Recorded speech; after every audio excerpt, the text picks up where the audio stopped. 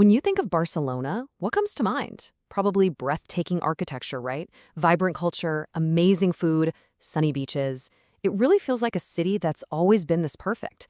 But the story of Barcelona is actually one of constant radical reinvention, a relentless push for progress that has created some unbelievable beauty, but has also come at a very, very steep price. Okay, just look at this. This graffiti, scrawled for all to see, really captures this raw, growing tension in a city.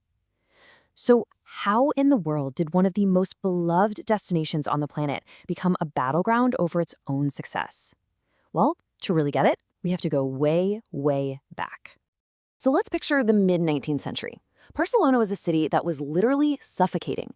It was trapped inside its old medieval walls. The Industrial Revolution was in full swing, people were flooding in for work, and it created some of the highest population densities anywhere in Europe. The conditions, they were just catastrophic. Now, this number, what does it mean?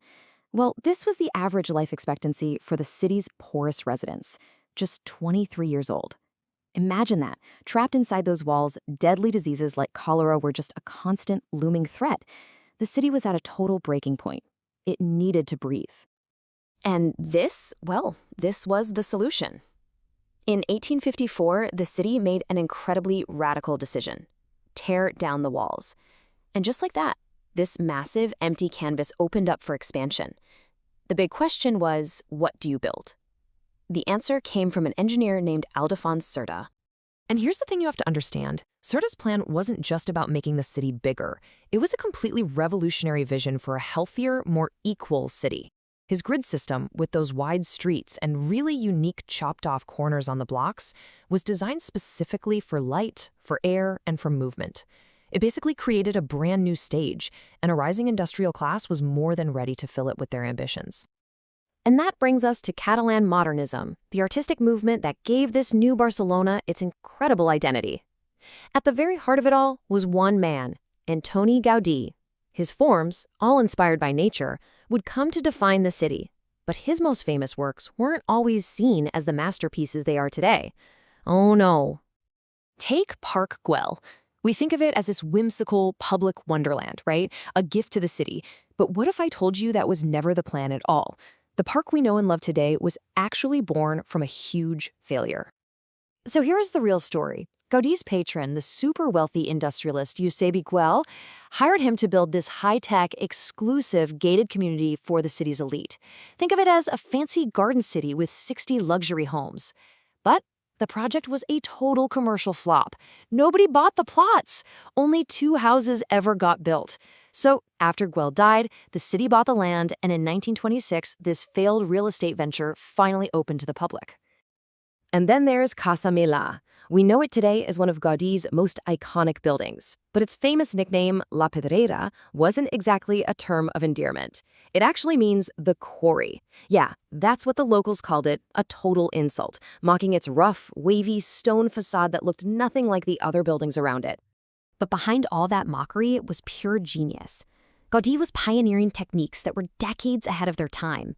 He got rid of load-bearing walls, which meant you could have a completely open-plan interior. And, get this, he built one of the world's first underground parking garages. We're talking 1912. He was already anticipating the age of the automobile. Just incredible. Okay, let's fast forward a bit. The city that Gaudí helped shape was about to go through its next great reinvention. After decades under Franco's dictatorship, a new democratic Spain saw a massive opportunity to reintroduce Barcelona to the world by hosting the 1992 Olympic Games. You know, the timing here was absolutely critical. Spain was just emerging from decades of isolation, and it was facing a serious economic crisis. So the Olympics, they weren't just about sports. They were a catalyst, a perfect excuse to drive massive urban renewal and basically catapult the city straight into the 21st century. And the transformation was wow. It was immense. Before the Games, Barcelona literally had its back to the sea. Its coastline was just a strip of industrial wasteland. The Olympics completely opened the city to the Mediterranean, creating miles of new beaches and the Olympic port. They built modern ring roads to deal with the terrible traffic, and they transformed the neglected Montjuïc Hill into the spectacular Olympic ring we see today. It was a total facelift for the entire city. And the games were a roaring success, no doubt about it. This Barcelona model of urban renewal became famous all over the world. The city was now a top-tier tourist destination. But as the decades passed, the dark side of that incredible success story slowly started to reveal itself. This kind of sentiment, this anger, it didn't just appear overnight. It's the results of years and years of simmering frustration. The very success that put Barcelona on the global map began to feel like a curse to the people who actually call it home. So what happened? Well, all that massive investment and global attention kicked off rampant real estate speculation. Rents and property prices just skyrocketed. The shiny new Olympic Village, it became completely unaffordable for most locals. Entire working-class communities were displaced by gentrification, and all those promises of building much-needed social housing, they were mostly forgotten. The city started to feel more like a theme park for visitors than a real home for its citizens. And this quote from historian Mercè Tadger really hits home.